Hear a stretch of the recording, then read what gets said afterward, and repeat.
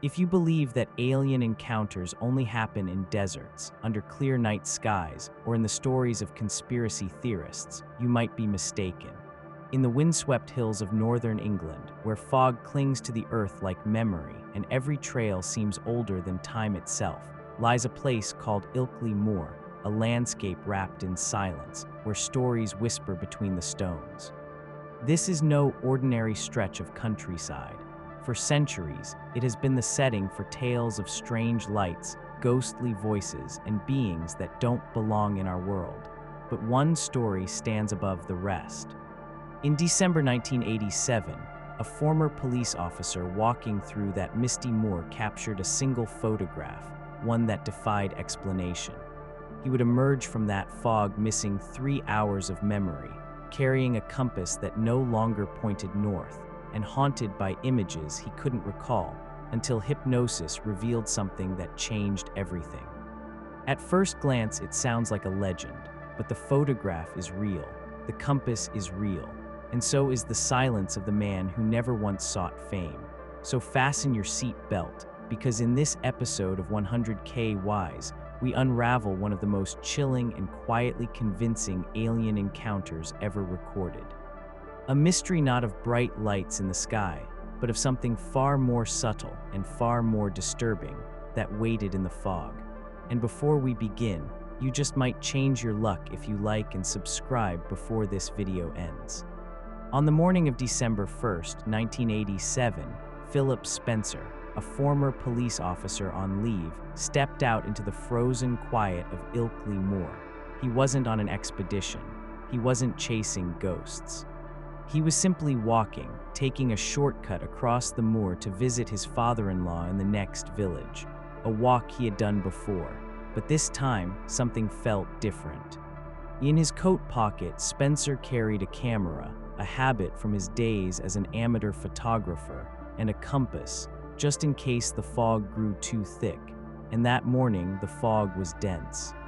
Not unusual for Yorkshire in winter, but thick enough to muffle sound, blur vision, and make the world feel untethered. As he moved deeper into the moor, every step crunched over frozen grass.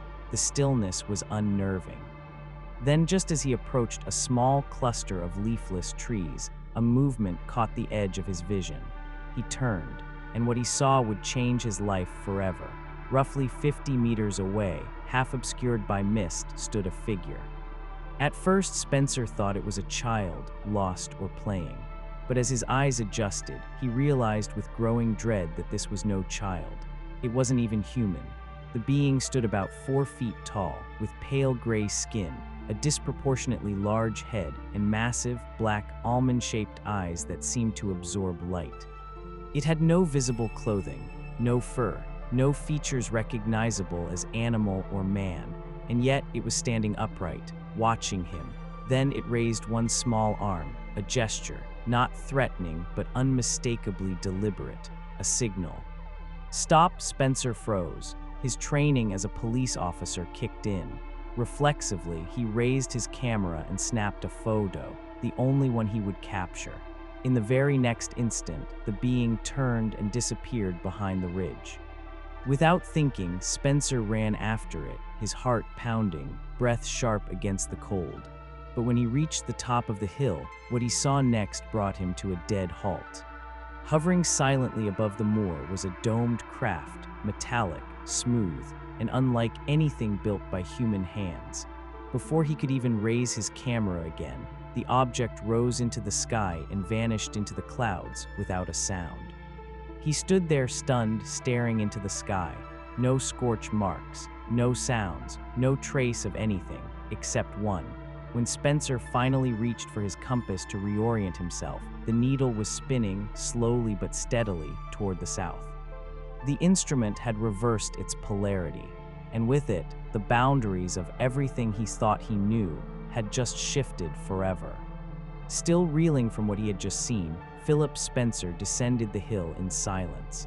The metallic craft had vanished without a trace. The creature had disappeared into the fog, and his compass, once a reliable tool, now pointed defiantly in the wrong direction. Yet somehow he continued walking. Trusting instinct more than instruments, he navigated the twisting paths of Ilkley Moor toward the nearby village, hoping to find something familiar, anything grounding. But when he finally reached the village, something felt off. The streets were already bathed in mid-morning light, and the church bell had just struck 10:00 a.m. Spencer stopped in his tracks, his brow furrowed. Confused, he checked his watch again. He had left home at 7:00 a.m. The walk, even with stops, shouldn't have taken more than an hour. And yet, nearly 3 hours had passed. He hadn't stopped to rest. He hadn't been lost. He had only paused to take a single photograph. So where had the time gone? That question hit him with more force than anything he had witnessed.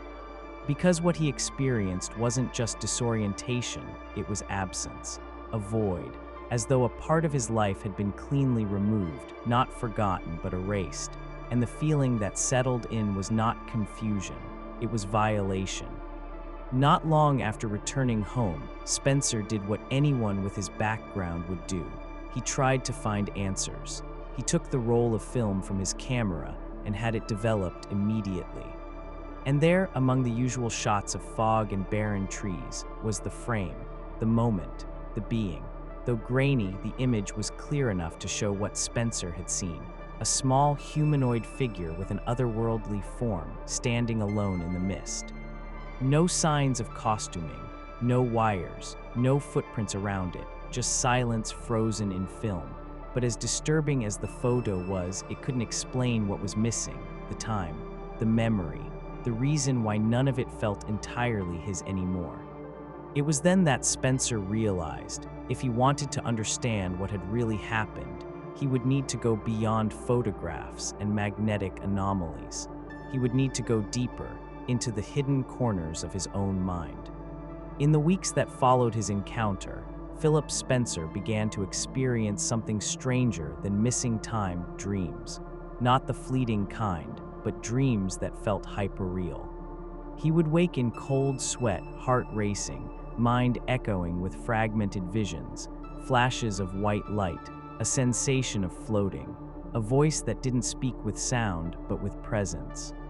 And so, with the encouragement of investigators and out of a growing desperation for answers, Spencer agreed to undergo regression hypnosis, a controversial yet often revealing technique used to retrieve repressed memories.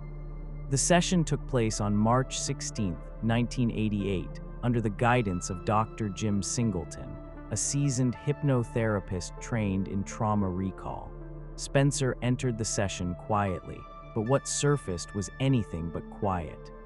Under hypnosis, he described walking through the moor, just as he remembered, and seeing the strange creature standing ahead. But this time, the memory didn't stop there. He described how, after the being signaled him to stop, he suddenly lost control of his body. Not paralyzed, but as if his will had been removed. His legs continued forward, but not by choice. The creature approached him slowly, its arms long and unnatural, its fingers too large, almost grotesque in proportion. Spencer felt no fear, only helplessness, as if he was no longer his own. And then he began to rise. Not fall, not collapse, rise, weightless, effortless, as though gravity had let him go. The creature guided him through the mist toward a domed craft, resting silently atop the hill, the same hill where he had chased it earlier. As they entered, everything went black. When he came to, Spencer found himself in a circular room, dimly lit by a diffuse white glow. He wasn't alone. 3 more beings stood around him, all resembling the first. Then a voice spoke to him, but not with sound. "Do not be afraid." The communication was mental, direct, and chillingly calm. The beings examined him, not violently, not invasively, but with silent precision. He wasn't restrained, yet he knew he couldn't leave, not because they held him, but because something deeper told him resistance was impossible. Then they showed him 2 films. The first was a series of haunting visions, forests in flames, cities bombed into rubble, children crying in shattered streets, oceans black with oil, animals choking on plastic, an unspoken indictment, a reflection of what humanity had done to its world. The second film remains a mystery. Spencer said he was told to never speak of it, not to anyone, not even under hypnosis. And he never has. Before releasing him, the voice returned one last time. "Do you understand what we have shown you?" He nodded, and in the next instant he awoke, lying on the cold, damp ground of Ilkley Moor, alone, and without any memory of what had just happened, not until now.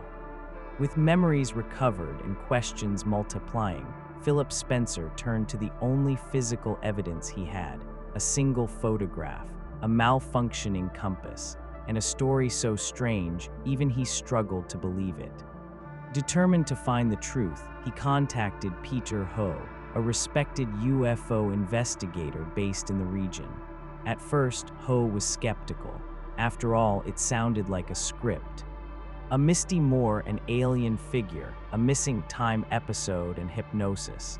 Too clean, too convenient. But when he met Spencer in person, something changed. Spencer wasn't seeking fame. He refused to go public under his real name. He didn't want money. In fact, he barely wanted attention. He just wanted answers, and that made Ho listen. The photograph was the first item under scrutiny. It was analyzed by multiple professionals, including a wildlife photography expert, who confirmed the figure captured did not resemble any known animal, domestic or wild. It had human-like proportions, but was too small, too smooth, and too alien. Next, the original negative was sent to Kodak's laboratory in Hemel Hempstead, where specialists confirmed no tampering, no superimposition, no evidence of manipulation. What appeared on the film was physically real, at least in terms of how light had struck the emulsion. Yet critics argued it was too blurry for serious analysis. One U.S. Navy optics expert, Dr. Bruce Maccabee, reviewed the image and concluded, the slow shutter speed and low light prevent any clear identification. It could be anything. Disappointing, but not disqualifying. Then came the compass, the one Spencer had used on the moor, and which he claimed had pointed due south instead of north. Initial tests showed no radiation, no chemical damage, but something else was wrong. Its magnetic polarity had completely reversed. Researchers at a local university confirmed that such a shift would require exposure to a powerful electromagnetic field, something that doesn't occur naturally anywhere on Ilkley Moor. The photo, the compass, the man, three separate anomalies, each inexplicable in isolation, but when viewed together they formed a pattern, one that couldn't be explained but also couldn't be dismissed. Still, the skeptics persisted. Some claimed the figure in the photo looked like a mannequin, crudely positioned on the hillside. Others suggested the compass may have been pre-magnetized as part of an elaborate hoax. And of course, many dismissed the hypnosis entirely, citing suggestibility, imagination, or subconscious invention.